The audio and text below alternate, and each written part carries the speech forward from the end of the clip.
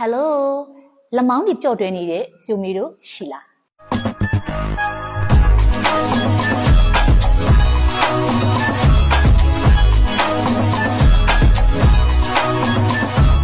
မင်္ဂလာပါတီချင်တော်ပါဒီနေ့မမက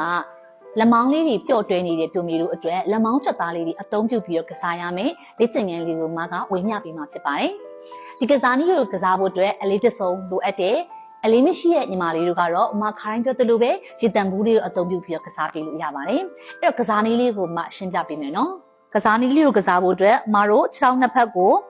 ပခုံးကျယ်လောက်ထားမယ်ပြီးရင်တင်မားလေးကိုနောက်ထုတ်မယ်ကြောပြည့်လေးကိုအရှိကင်ထားမယ်ညီမလေးတို့ပြီးတော့မတို့ရဲ့အလေးကိုလက်နှစ်ဖက်မှာကင်ထားပြီးသွားရင်တထောင်ကိုမတို့ခန္ဓာကိုယ်နဲ့ကတ်လိုက်မယ်အလေးကိုရှင်ဘတ်နားလေးမှာထားလိုက်မယ်နော်လက်မောင်းနောက်ကြွက်သားလေးတွေကိုအသုံးပြုပြီးတော့အလေးလေးကိုစမ်းထုတ်လိုက်မယ်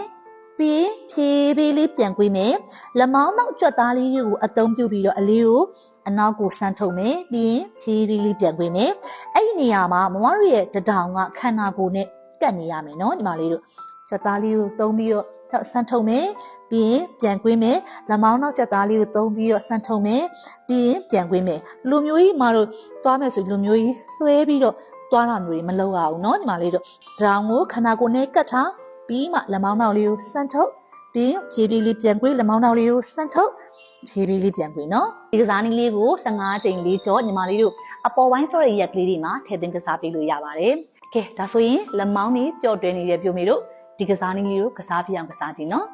ဒီကစားနည်းလေးကပြိုမီတို့အတွက်အကျိုးရှိမယ်လို့မမကညွှန်လင်းပါတယ်ပြိုမီတို့အတွက်အကျိုးရှိရဆိုရင်တခြားသူတွေကိုလည်းလက်ဆင့်ပြန်ဝေမျှပေးဖို့အတွက်မကဒီနေရာကနေတောင်းဆိုလိုက်ပါတယ်နောက်ထပ်သိချင်တဲ့လေ့ကျင့်ခန်းလေးတွေဗဟုသုတလေးတွေရှိခဲ့တယ်ဆိုရင်လည်းမောက် comment box လေးမှာမေးထားပေးလို့ရပါတယ်အလင်းတင်လို့မှပြန်လည်ဖြည့်ချပေးသွားမယ်နော်ဒီထက်အသေးစိတ်ကြရဲ့လေ့ကျင့်ခန်းလေးတွေနဲ့ညီမလေးတို့ခန္ဓာကိုယ်ချိုးစားလေးကိုပြောင်းလဲခြင်းနေဆိုရင်တော့မရဲ့ online class တစ်ခုဖြစ်တဲ့ Booty Mass online class လေးကို join ဖို့အတွက်မကဖိတ်ခေါ်လိုက်ပါတယ်ကျေးဇူးများတင်ပါတယ်ဒီ channel ဖြစ်ပါတယ်